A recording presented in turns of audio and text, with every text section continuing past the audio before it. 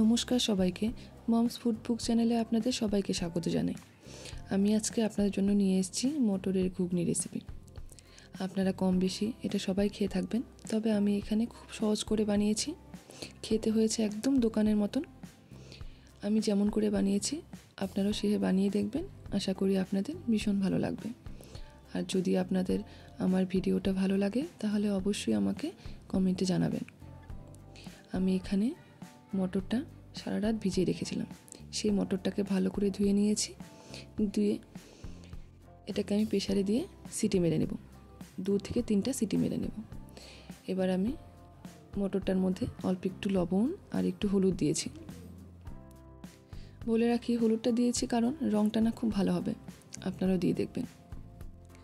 পরে যখন আমরা মশলা কষাবো তখন তো খানিকটা আরও হলুদ দেব, এখন একটু দিয়েছি। এবার একটা কড়াইয়ের মধ্যে তেল দিয়েছি, আপনারা যে কোনো তেল ব্যবহার করতে পারেন। এবার তেলের মধ্যে আমি অল্প একটু চিনি দেব, তাতে কালারটা খুব ভালো হবে। চিনিটা যখন একটু গলে যাবে এর মধ্যে আমি পেঁয়াজ দিয়ে দেব। আমি এখানে কিছুটা পরিমাণ পেঁয়াজ কুচিয়ে রেখেছি। আমার যতটা পরিমাণ মটর নিয়েছি আমি সেই হিসেবে 2টো পেঁয়াজ নিয়েছি এখানটায়, তো 2টো পেঁয়াজ আমি এর মধ্যে দেব। আপনারা যতটা পরিমাণ মটর নেবেন সেই হিসেবে আন্দাজ করে আপনারা পেঁয়াজ নেবেন। দেখুন চিনিটা এখানটায় অনেকটাই গলে গেছে। এখন এই সময় আমি পেঁয়াজটা দিয়ে দেব। আমি 2টো কাঁচা লঙ্কার সঙ্গে কুচিয়ে রেখেছি। আপনারা যেরকম ঝাল খাবেন সেই হিসাবে আপনারা কাঁচা লঙ্কা ব্যবহার করবেন। আমি এখানে 2টো কাঁচা লঙ্কা দিয়েছি। দিয়ে এবারে পেঁয়াজটা আর কাঁচা লঙ্কাটাকে খুব ভালো করে ভেজে নেব, যতক্ষণ অবধি না পেঁয়াজটা এবং কাঁচা লঙ্কাটা নরম হয়ে যাচ্ছে এবং এর কালারটাও পাল্টে যাচ্ছে, ততক্ষণ অবধি ভালো করে এটাকে ভেজে নিতে হবে। পেঁয়াজের রঙটা একদম পাল্টে যাবে, লালচে হয়ে যাবে। এরপরে এর মধ্যে আমি দিয়ে দিব বাকি মশলাগুলো। পেঁয়াজটা খুব ভালো করে নাড়াচাড়া করতে হবে আপনাদের, নাড়াচাড়া করে অনেকক্ষণ ধরে ভাজতে হবে। এটাকে ভেজে দেখবেন যে রঙটাও পাল্টে গেছে এবং পেঁয়াজটা আর লঙ্কাটা অনেকটা সফট হয়ে গেছে। তখন এর মধ্যে আমি আদা রসুনের পেস্ট করে রেখেছি, সেটা আমি দিয়ে দেব। দেখো পেঁয়াজটা অনেকটা রঙটা পাল্টে গেছে, অনেকটাই রঙটা পাল্টে গেছে। আমি এখন এর মধ্যে আদা রসুনের পেস্ট করে রেখেছি সেটা এখন দিয়ে দিব। আমি এখানে 1 চামচের মতন আদা রসুন পেস্ট করে রেখেছি, সেটা আমি এর মধ্যে দিয়ে দিলাম। দিয়ে খুব ভালো করে নাড়াচাড়া করে এটাকে ভাজবো যতক্ষণ না এটা কাঁচা গন্ধটা চলে যাচ্ছে।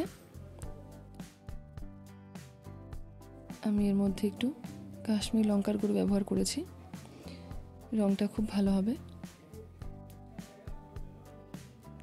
লঙ্কার গুঁড়োটা দিয়ে খুব ভালো করে এটা নাড়াচাড়া করে ভেজে নেব। আমি এর মধ্যে একটা মশলা ব্যবহার করেছি, এটা আমি ঘরেই বানিয়েছি। এর মধ্যে শুকনো লঙ্কা, ধনে, জিরে এবং গোটা গরম মশলা আমি শুকনো খোলায় ভালো করে ভেজে এটাই গুঁড়িয়ে নিয়েছি, সেটাই আমি এর মধ্যে দিয়ে দিয়েছি।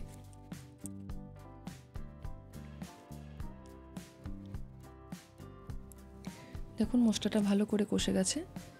এরপরে আমি এর মধ্যে একটু হলুদ দিয়েছি। আবারও খানিকক্ষণ এটা ভালো করে নাড়াচাড়া করে ভাজতে হবে। ভাজা হয়ে গেলে এর মধ্যে আমি যে মটরটা সেদ্ধ করে রেখেছি সেই মটরটা আমি এর মধ্যে এরপরে দিয়ে দেব। দেখুন আমার মশলা প্রায় ভালো করে কষানো হয়ে গেছে। মটরটা দিয়ে খুব ভালো করে নাড়াচাড়া করে এটাকে মিশিয়ে নিতে হবে। আমার মটরটা খুব ভালো সেদ্ধ হয়েছে।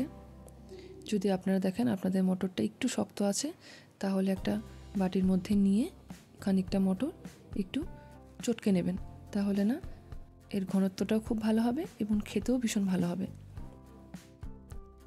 আর মটরটা খুব ভালো সেদ্ধ হয়েছে। এরপরে আমি এটাকে ভালো করে ফুটিয়ে নেব। ভালো করে ফোটা হয়ে গেলে তারপরে আমি নামিয়ে নেব। দেখুন এটা ফুটতে শুরু করেছে। ভালো করে নাড়াচাড়া করে এটাকে নামিয়ে নেব আমি। দেখুন এটা রঙটাও কতটা সুন্দর হয়েছে না। আমি যেমন করে বানিয়েছি আপনারাও প্লিজ এভাবে বানিয়ে দেখবেন একবার। আশা করি আপনাদের খুব ভালো লাগবে। দেখুন কি দারুণ হয়েছে না দেখতে।